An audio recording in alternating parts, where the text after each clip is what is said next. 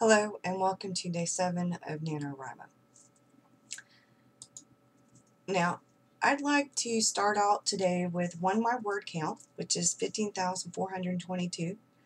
I left off book 1, which was the paranormal novel, at 7,319 words, and book 2, which I had started the same day, but was only writing like 400 or 500 words a day in it.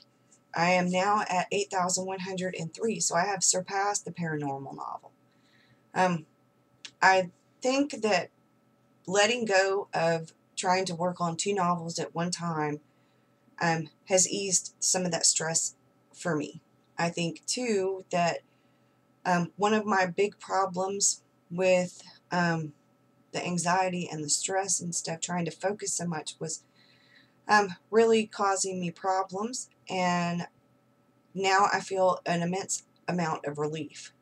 I think the second thing that has helped is that the words are really rolling with the contemporary romance novel. I'm doing really good with it. I have about an hour left to write before the end of day 7, the end of week 1, and I'm hoping to close out at 16,000.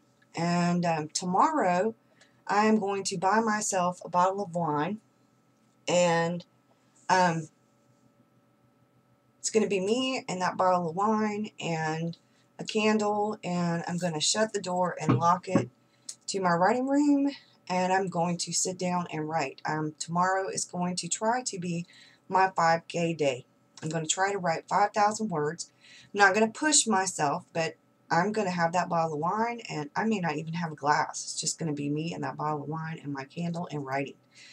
Another thing I'm going to do is try to figure out where I need to be at by the end of this second week in order to take off the 29th. I have enough words in ahead now to take off Thanksgiving Day, but I still need to be at least probably 2,000 words ahead, so 2,000 more I think probably should be enough. But doing really well, a whole lot better. I got some much needed rest last night. I wrote some this morning, and then I went and ran errands, and then I came back and I did some dishes, cooked some dinner, did some more dishes. My husband came home and had dinner with us. My son offered to do some research for me. He said if I gave him an index card with questions on it, specific things that I wanted to know, then he'd do the research for me and put the websites and some of the core information down so that I could do it, I could find it, and I don't have to actually do the research, because researching is not a good thing to try to do during NaNoWriMo. I did a lot of research for the paranormal novel, but I didn't do any research for the romance novel. So another thing I think that I should have probably done a little differently was not try to write 2 novels during NaNoWriMo. That was just a little too much, and I wasn't really prepared to be trying to write 2 novels. It's been great for the word count because I was writing in both novels. Now I'm not. I'm only writing in the romance novel, and like I said, the words are really rolling. They're flowing, and I'm really excited to get back to the writing because, like I said, I have about an hour left, and I need to write like 588 words, and I'll be at the 16,000 mark, closing out week 1, which will be good because the goal for the end of week 1 is 11,667, and I'm actually probably enough over to take off the 29th, but just in case, I want to get an extra 2,000 over so that I don't have to worry about it at all. I have some cushion. My writing tip for today is to take a break. This is a fast-paced event. 30 days for 50,000 words is really fast-paced for a lot of people. For those of us who are used to writing like 2,000 words a day, I think we sometimes have days where we don't write that much. Like for me, some days I'll write 2,000 or 3,000 words, and then the next day I'll write 500. So this is fast-paced. and it's pressure because you have a deadline. So take a break. Tomorrow, I'm going to take a break while I write. That's what the bottle of wine is for. Second thing, make sure that you take care of yourself. You need to eat healthy. You need to exercise.